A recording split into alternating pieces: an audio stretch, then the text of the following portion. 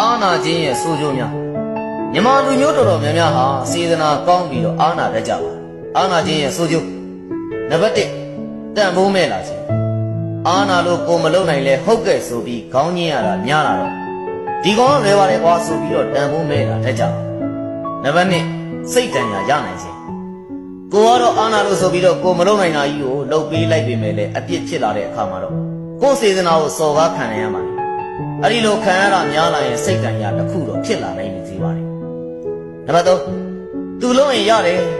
ကိုကအာနာလို့ပြောစရာရှိတာတွေကိုမျိုးသိပ်ထားတတ်ပြီးတော့ကြာလာရင်လည်းတစ်ဖက်လူကသူလုံးရင်ရတယ်ဆိုတဲ့ပုံစံမျိုးဖြစ်လာတတ်ပါတယ်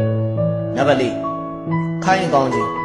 ကိုကအမြဲတမ်းဘာခိုင်းလှုပ်ပေးတဲ့အခါမှာခိုင်းစရာလေးရှိလာရင်ကို့အပေါ်ပုံကြလာတတ်ပါတယ်ကို့ပညာနဲ့ရင်းပြီးလှုပ်ပေးရတာမျိုးကိုပညာကြီးတောင်းရင်တော့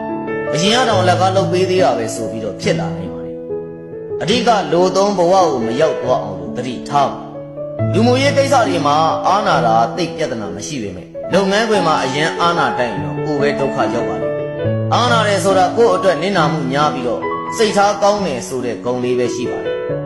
ပီတိကိုစာအားရှိပေမဲ့ဒီပီတိကကင်ဆာဖြစ်နိုင်တယ်ပီတိပါ